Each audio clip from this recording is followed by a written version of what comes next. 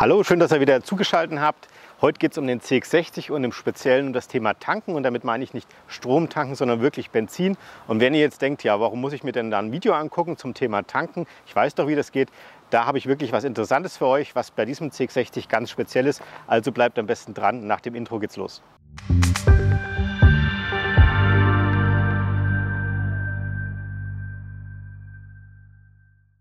So, ich hatte ja bereits im Intro erklärt, dass es bei dem CX-60 beim Tanken tatsächlich ein paar Besonderheiten zu beachten gibt. Aber bevor es mit diesen Besonderheiten losgeht, zeige ich euch erstmal, wie ihr den Tank bei dem Fahrzeug überhaupt öffnen könnt. Denn das ist ja bei jedem Autohersteller immer so ein bisschen speziell. Grundsätzlich ist der Tankdeckel fürs Benzin immer auf der linken Seite vom Fahrzeug und hier innen drin könnt ihr den Tankdeckel dann entsprechend über den Tastendruck öffnen. Die Taste selber befindet sich hier links neben dem Armaturenbrett und die müsst ihr einfach nur drücken. Und hier haben wir auch schon die erste Besonderheit bei dem Fahrzeug, nämlich dann, wenn ihr die Taste drückt, würdet ihr erwarten, dass der Tankdeckel sofort aufgeht. Bei dem Fahrzeug ist es allerdings so, dass ihr durchaus auch mal 10 oder vielleicht maximal 20 Sekunden vergehen könnten, bis der Tankdeckel sich tatsächlich öffnet. Und der Hintergrund ist ein sogenanntes Kraftstoffdampfrückhaltesystem. Und für alle, die diesen Begriff noch nie gehört haben, hier geht es darum, dass man verhindern will, dass Kraftstoffdämpfe, die bei einem Benzin oder einem Diesel im Tank entstehen können, nicht in die Umwelt gelangen. Ihr müsst euch das so vorstellen, steht das Auto in der Sonne, entstehen im Tank Kraftstoffdämpfe. So ähnlich müsst ihr das vorstellen, wenn ihr eine Wasserschale nehmt und in die Sonne stellt, dann wird auch das Wasser dort verdampfen. Das wollt ihr natürlich aber beim Tank vermeiden, denn erstens sollen diese Dämpfe nicht in die Umwelt gelangen und zum Zweiten verliert ihr damit natürlich auch erheblich an Kraftstoff. Das ist also nicht zu unterschätzen, wie viel Kraftstoffdampf da entsteht in der Hitze. Also haben sich die Hersteller natürlich ein System entwickelt, das nennt man eben Kraftstoffdampfrückhaltesystem. Normalerweise, wenn das jetzt kein CX-60 wäre, würde man diese Kraftstoffdämpfe in einen Filter oder einen Behälter speichern und die würden dann beim nächsten Motorlauf dann entsprechend der Verbrennung hinzugeführt werden. So würde man also keinen Kraftstoff verlieren. Beim CX-60 ist man allerdings noch einen Schritt weiter gegangen, weil man hier einen Plug-in hat.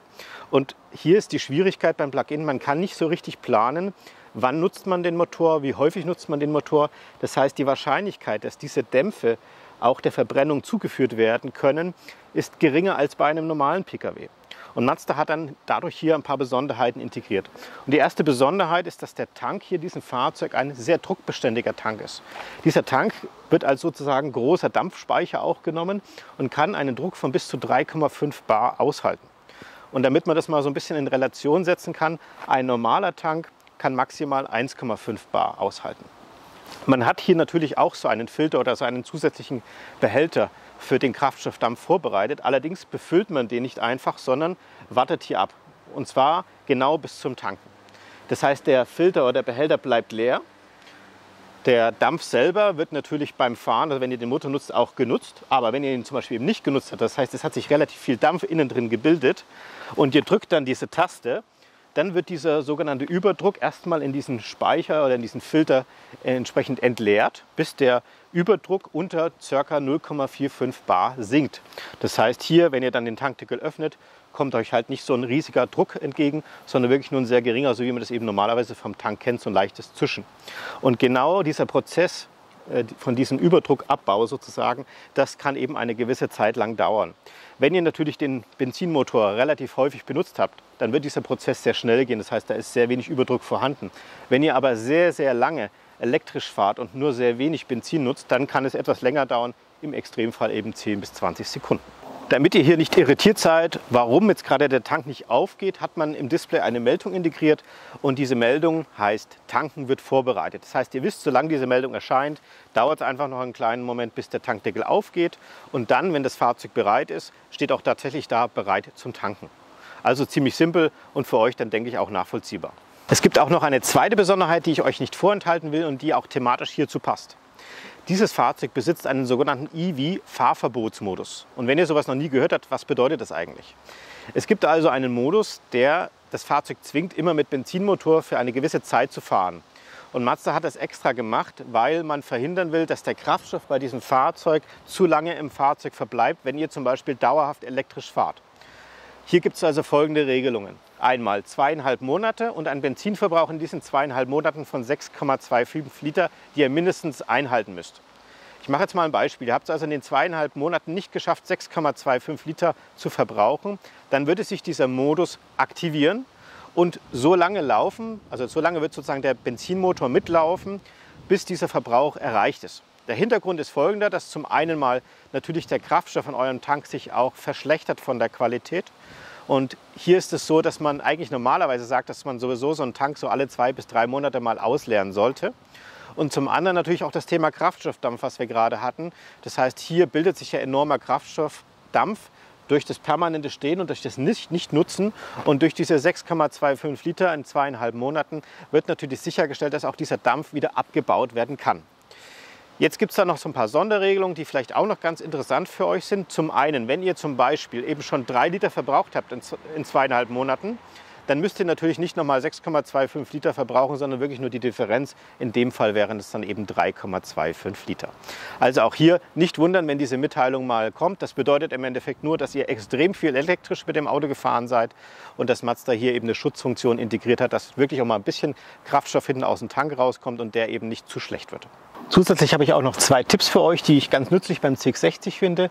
Tipp Nummer 1 ist, wer kennt es nicht, man fährt in die Tanksäule, hat das Auto neu bekommen. Hier hat man ja sogar 2 Tankdeckel, wenn man so möchte, links und rechts, hat vielleicht einen Leihwagen dabei und dann weiß man einfach gerade in dem Moment nicht, wo muss ich jetzt eigentlich hinfahren, damit ich direkt die Zapfsäule an der richtigen Stelle habe. Und da gibt es eigentlich schon seit längerem bei fast allen Fahrzeugherstellern einen kleinen Hinweis am Tanksymbol und das zeige ich euch jetzt hier auch mal anhand des CX-60. Hier seht ihr auf der linken Seite die Energieanzeige des Akkus, also den Akkustand und hier die Tankanzeige. Und wenn ihr euch das mal etwas näher anschaut, hier bei der Energieanzeige seht ihr einen kleinen Pfeil nach rechts. Das bedeutet, der Ladestecker befindet sich auf der rechten Seite vom Fahrzeug und bei der Tanksäule befindet sich ein Pfeil nach links und das bedeutet, dass der Tankdeckel auf der linken Seite ist. Und das könnt ihr gerne auch mal bei eurem Fahrzeug zu Hause schauen. Das wird mit ziemlicher Sicherheit genauso sein und das hilft einem wirklich enorm, wenn man eben auf eine Tankstelle zufährt und eben nicht genau weiß, wo man jetzt gerade am besten halten soll. Dann kommen wir auch gleich schon zum zweiten Tipp und der betrifft das Thema Tanken selber an der Tankstelle. Und zwar solltet ihr generell, wenn es extrem heiß ist draußen, das Fahrzeug nicht randvoll tanken. Und damit meine ich jetzt nicht, ihr steckt den Rüssel rein, drückt auf die Taste, rastet das ein und wartet bis zum Klicken, das wäre noch okay. Sondern häufig sieht man auch, dass dann eben der Tank wirklich mit den letzten Tropfen noch befüllt wird, um das Maximum sozusagen rauszuholen. Insbesondere dann, wenn vielleicht gerade der Sprit ein bisschen günstiger ist. Und insbesondere noch beim Plug-in solltet ihr das vermeiden. Hintergrund ist folgender. Der Sprit wird unterirdisch gesammelt oder in Behältern aufbewahrt. Die sind relativ kalt. Das heißt, das Benzin wird zum Beispiel mit unter 10 Grad hier eingefüllt. Dann fahrt ihr vielleicht ein paar Meter und stellt das Auto auch schon direkt wieder ab.